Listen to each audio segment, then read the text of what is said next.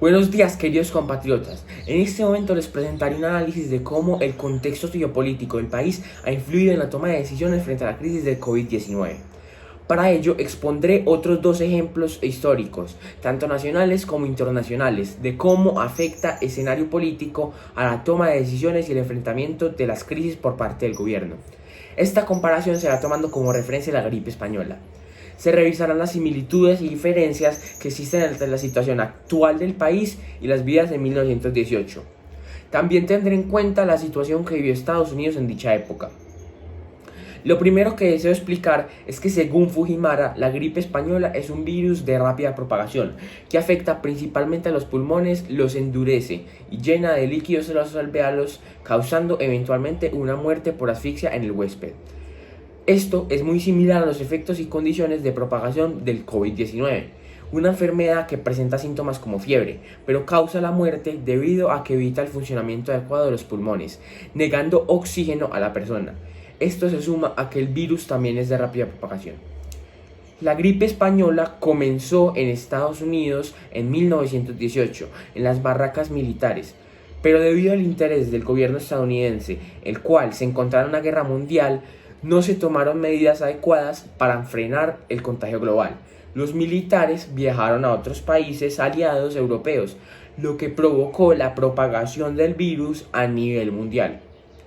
Las tasas de mortalidad son muy parecidas a las del COVID-19.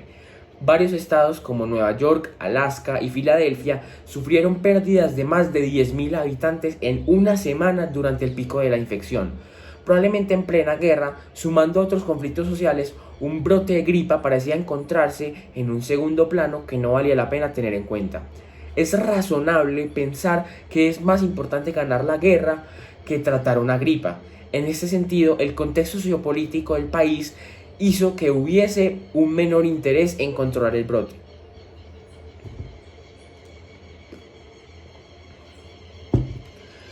Fujimara manifiesta que la gripe parecía atacar a los militares y no a los civiles.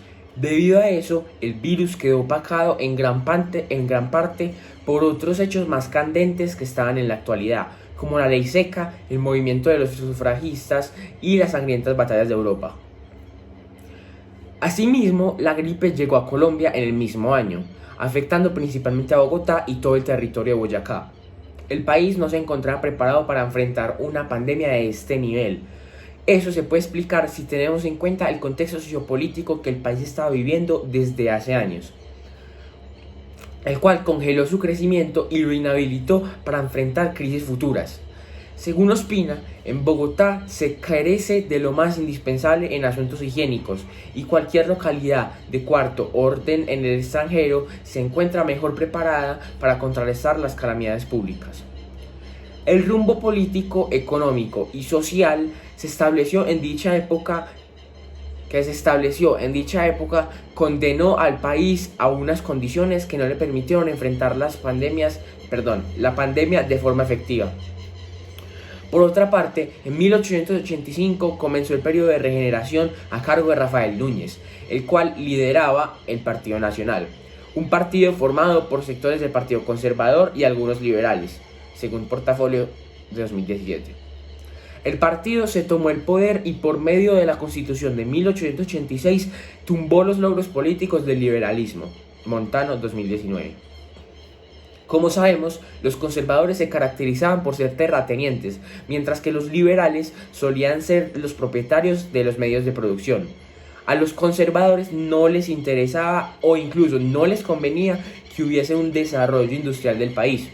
Las alas más radicales del Partido Conservador pretendían gobernar sin permitir participación política al Partido Liberal, y las alas más radicales del Partido Liberal pretendían ganar dicha participación por medio del uso de la fuerza. En ambos bandos había sectores más moderados. No obstante, los sectores radicales de ambos partidos se impusieron. Los liberales, los cuales tenían un ejército débil y desorganizado, iniciaron una guerra civil contra el ejército conservador, más numeroso y mejor equipado. Como si lo anterior no fuese suficiente, Hernández afirma que el país se sumió en una guerra de 3 años, lo que llevó a la destrucción económica sin tener en cuenta los muertos que se encuentran en decenas de miles. La guerra finalizó con la victoria del Partido Conservador y el establecimiento de la hegemonía conservadora. El Partido Nacional se disolvió. La guerra abrió el espacio para que el bando ganador estableciera las reglas de juego que más sirviese a los intereses de sus integrantes.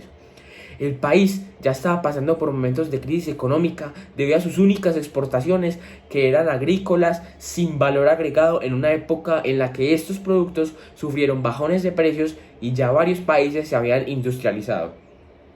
El estancamiento provocado por estos hechos no permitió que las condiciones de vida de las personas mejoraran. La economía siguió basándose en las rentas de la extracción de los recursos naturales. No hubo construcción de una economía sólida y diversificada. La falta de industrialización y tecnificación no permitió la creación de nuevos y mejores empleos que incrementaran el riesgo medio de los ciudadanos. Que incrementara el ingreso medio de los ciudadanos.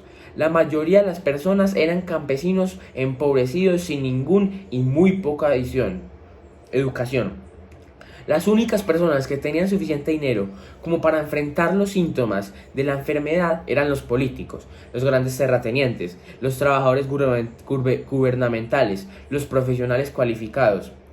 Tal cosa como una clase media pujante y poderosa no existió en esa época. Incluso podríamos concluir que sigue sin existir en nuestros tiempos. Además, la salud y la higiene eran escasas, lo cual, sumado a las temporadas de vientos y lluvias intensas, que de por sí empeoran las donaciones respiratorias, conforman los factores de riesgos que potencializan de manera más desmedida la capacidad de propagación del virus y su mortandad.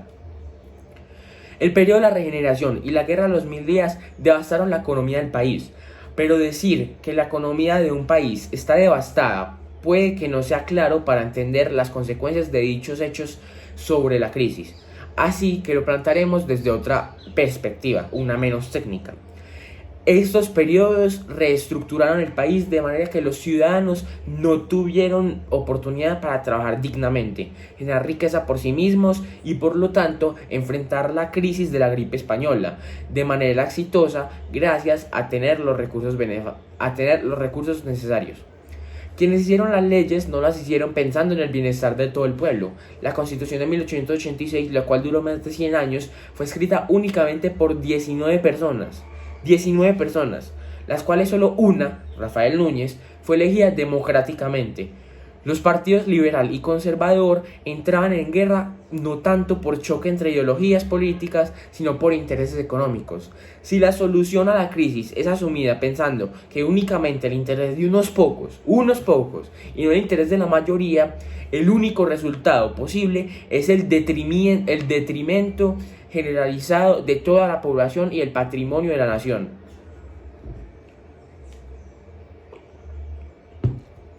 Por otro lado, la centralización desmedida del país no proporcionó un margen de operación a los gobiernos locales que les permitiera lidiar con la emergencia de manera adecuada. Cuando el virus llegó, se propagó rápidamente debido a la carencia de higiene. A esto se suma que la falta de infraestructura, también consecuencia del estancamiento del país, no agilizaba el transporte de medicinas, recursos y enfermos.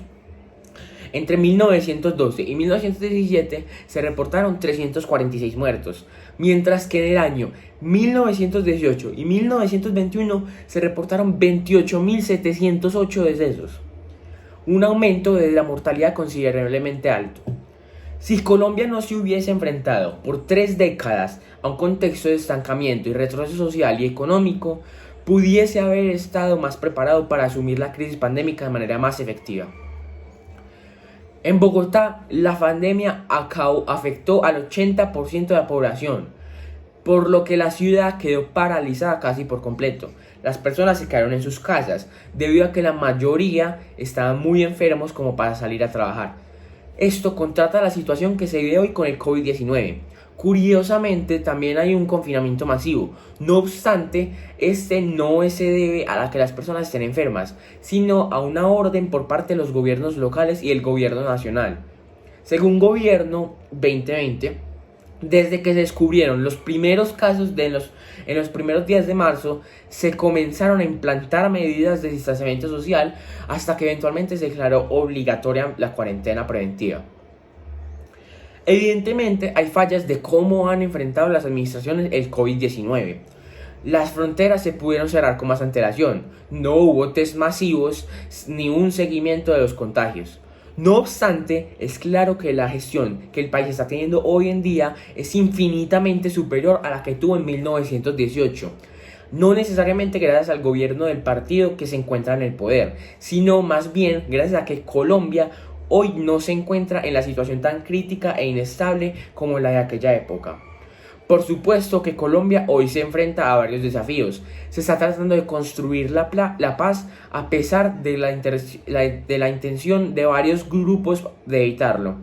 Aún hay conflicto con otros grupos armados, aún no se erradica por completo la pobreza. Sin embargo, ha habido una mayor estabilidad económica y una mayor apertura que le ha permitido crecer al país en comparación con la situación que se vivió durante el siglo XIX, la cual estuvo marcada por numerosas guerras, consecuencia del bipartidismo. Hoy hay una nueva constitución y las instituciones han podido asumir mejor los retos gracias a que el contexto sociopolítico no ha sido de estancamiento. Por otro lado, tenemos el caso de Suecia, un país que ha tomado decisiones diferentes a los demás respecto a cómo enfrentar la pandemia.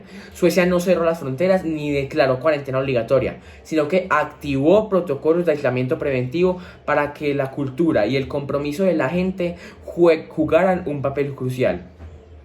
El país ya reportaba más muertes y contagios que otros países de Europa. No obstante, puede que a largo plazo tengan mejores resultados que los demás, pero esta decisión se tomó debido a que en Suecia se cuenta con la responsabilidad ciudadana y la gestión de instituciones necesarias para dicho método. Suecia cuenta con un contexto sociopolítico que le ha permitido tomar decisiones más riesgosas, pero con mayores beneficios en caso de ser exitosas. Sin embargo, debo resaltar que el país ha hecho una gran mejora en su manejo y obtuvo un gran avance, debido a que este tomó medidas desde el primer día en que se supo que el COVID-19 llegó a nuestro territorio.